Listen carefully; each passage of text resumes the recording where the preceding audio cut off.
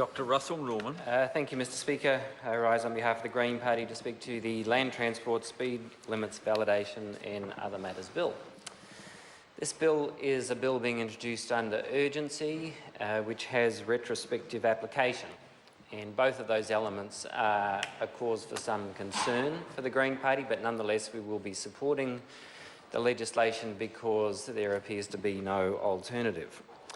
This bill retrospectively validates speed limits that have been set incorrectly or probably unlawfully or enforced unlawfully previously. It retrospectively validates enforcement action that have been taken with regard to these speed limits. It clears up the existing legal confusion as to how councils can set speed limits, and it exempts speed limits set under bylaws from the requirement that they must be reviewed every 5 years. That is, they don't have to be reviewed every 5 years once they're set. Now, having been involved on various occasions in attempts to have lower speed limits, it's always been quite a struggle. NZTA were never very happy about the idea of lowering speed limits, and certainly there have been many struggles to lower speed limits in different areas, but we've managed to do it. And in Wellington, we've got some lower speed limits. On Waiheke, where I used to live, we lowered the speed limit there from 100 to 80 on the main straight, which was incredible that it was ever 100 kilometres an hour on such a small island. And in the process, by lowering those speed limits, we have undoubtedly saved lives, many lives. And many injuries. The lives not only of motorists who may have been going fast, and if they had an accident, then they would have got hurt more severely had they been going fast, but also pedestrians and cyclists. We've also made our urban environments a lot safer and a lot more human-friendly. So the 40-kilometre speed limits and 30-kilometre speed limits that have been introduced in Wellington, for example, they've meant that our urban environments are a lot more livable than they would be with 50-kilometre speed limits, or in some places higher speed limits again. So they are a really important tool for local government in order to be able to control the speed of vehicles in the urban environment. And what this legislation does is effectively validates the work that local government has been doing to set those speed limits, all of those speed limits. Because otherwise, because they're meant to be reviewed every 5 years, and clearly some of them haven't been, those lower speed limits, all of those lower speed limits, less than 100, would have been unenforceable, and the tickets that have been issued under them up to now would almost certainly be challengeable in court. So it is essential that we introduce this legislation. Now, of course, there's a lot of things you could do under urgency in the transport sector. There's a lot of things that we need to do. If I was to think of some urgent transport projects, it might be the City Rail Link in Auckland.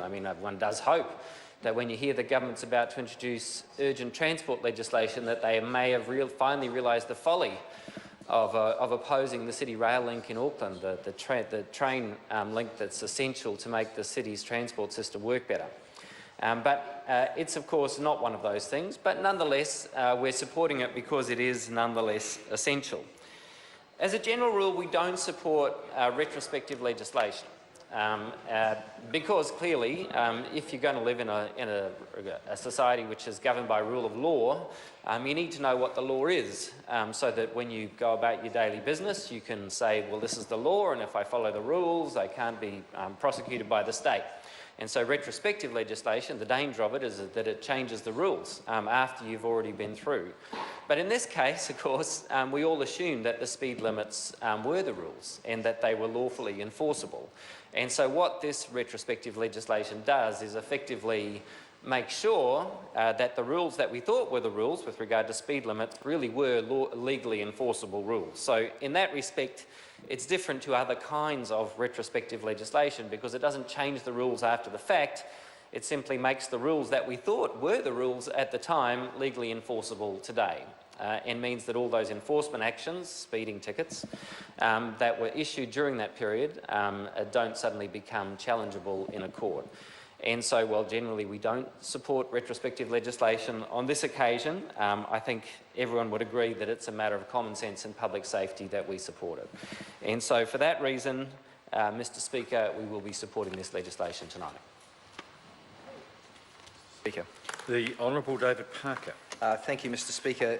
Can I endorse the comments of Dr. Russell Norman I don't think there's much to add to that, really. We aren't creating new offences through this retrospective legislation.